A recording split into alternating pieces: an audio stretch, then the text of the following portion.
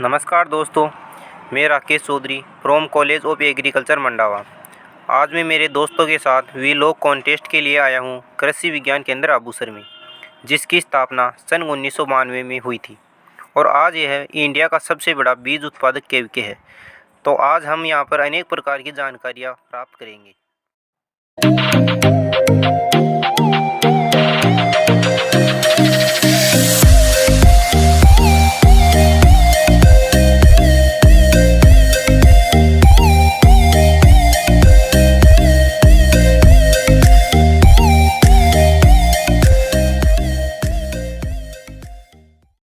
तो चलिए सबसे पहले हम आपको मिलवाते हैं डॉक्टर राशिद खान जी से, जो कि हमें बताएंगे कि केवीके किस प्रकार से किसानों के लिए एक लाभदायक इकाई है।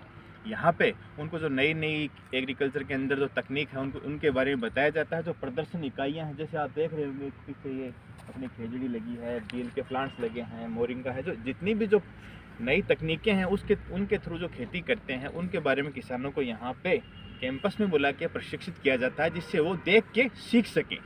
दूसरा जो प्रशिक्षण का माध्यम होता है किसानों के खेत में जाके, कि भाई बहुत लगभग होता है कि सभी किसान केवीके पे रेगुलरली नहीं पहुंच पाते, तो हम देखते हैं कि भाई कौन से किसान किस एरिया में किस तरीके से खेती कर रहे हैं, उनकी कहाँ कौन सी कमी है। तो जो कृषि विज्ञान केंद्र के वैज्ञानिक हैं वो जो फील्ड में जाके भी वहाँ पे एसेंस ताकत प्रशिक्षण करवाते हैं वहाँ पे किसानों को, कि भाई आप किस तरीके से खेती कर रहे हो और इस तरीके से अगर करोगे, उनको तकनीकी बताई जाती है तो ये आपके लिए बेटर होगा। तो पहला ये ट्रेनिंग्स का हो गया। तो ट्रेनिंग्स है मोस्टली किसानों के अलावा जो कृषक महिलाएं हैं उनके लिए भी की जाती है, और जो अनएम्प्लॉयड रूरल यूथ है, जो जैसे आप जैसे जो पढ़े लिखे युवा हैं, जो मान लो जो 12वीं के बाद या फिर कॉलेज करने के बाद में है, उनका मोस्टली मान लो एग्रीकल्चर के अंदर कुछ करना चाहते हैं, फिर जॉब नहीं लग पाती किसी कारणवश, तो हम उनको भी हमें स्किल डेवलपमेंट की ट्रेनिंग्स करवाते हैं। जैसे फॉर एग्जांपल अपने नर्सरी मैनेजमेंट की ट्रेनिंग हुई है ना, जिसमें जैसे कि भाई युवाओं को रोजगार उद्यमिता विकास करने का काम भी युवाओं के अंदर कृषि विज्ञान केंद्र करता है। जैसे नर्सरी की हुई, डेयरी की हुई, बकरी पालन की हुई, मुर्गी पालन की हुई, मछली पालन की हुई,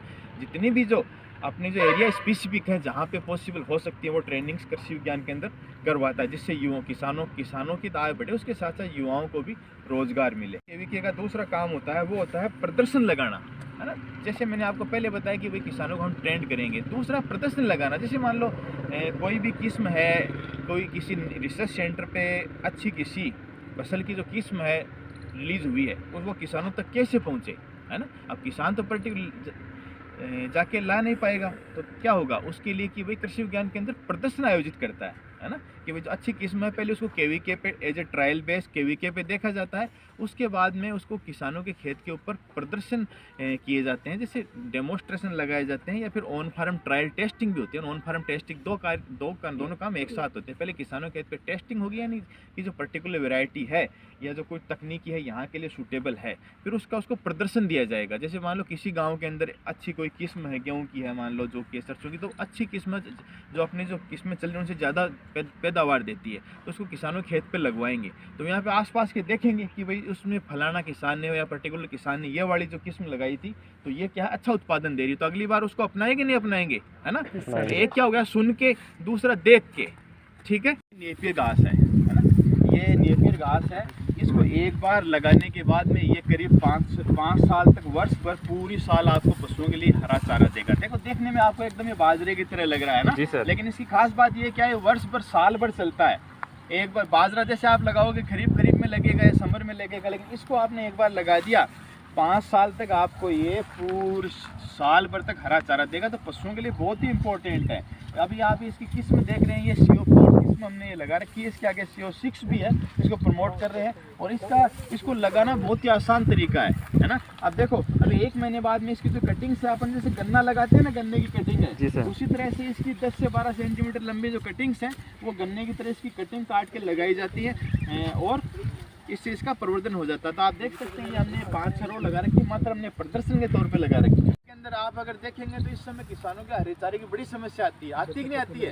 क्योंकि जो अभी हिंचका है, अपनी जई वगैरह वो तो तैयार हुई नहीं है, और बाजरा वगैरह कट चुका होता है, लेकिन आप देखो दिसंबर में नेपियर घास इतना हरा भरा खिल रहा है ना। तो जैसा कि आप ये देख पा रहे हैं, ये जो वाटर हार्वेस्टिंग स्ट्रक्चर आप देख रहे हैं, वर्षा का जल एकत्रित करने के लिए बनाई गई इकाई है। इसमें करीब 6 लाख लीटर तक पानी इसके अंदर आ सकता है। इसमें आप ये देख सकते हैं बारिश का पानी इकट्ठा किया हुआ है। जितने भी देखो आप सामने जो गोदाम बने हुए हैं, जो थ्रेसिंग फ्लोर बना हुआ है, उससे ये बारिश का पानी हमने इसमें इकट्ठा कर रखा है। और इससे हम क्या करते हैं, जो नर्सरी के अंदर इसको यूज़ में लेते हैं, जो शेड नेट हाउस है उनके अंदर यूज़ में लेते हैं। थोड़ा सा आप अगर अपन झुंझुनू में देखेंगे, यहाँ का ग्राउंड लेवल जो ग्राउंड वाटर है उसकी थोड़ी सी क्वालिटी ख़राब है ना, उसकी पीएच ज़्यादा थोड़ा सा सेलाइन है, बोलते हैं ना अपन लवणीय पानी बोलते हैं, थोड़ा सा लवणीय है। इसलिए जो बारिश का पानी है तो आपको पता ही है फसलों के लिए वरदान होता है। तो ये किसानों के को डेमोस्ट्रेशन के लिए कि प्रदर्शन इकाई ये भी बनाई गई है कि मतलब वर्षा का जो जल है उसकी बूंद बूंद की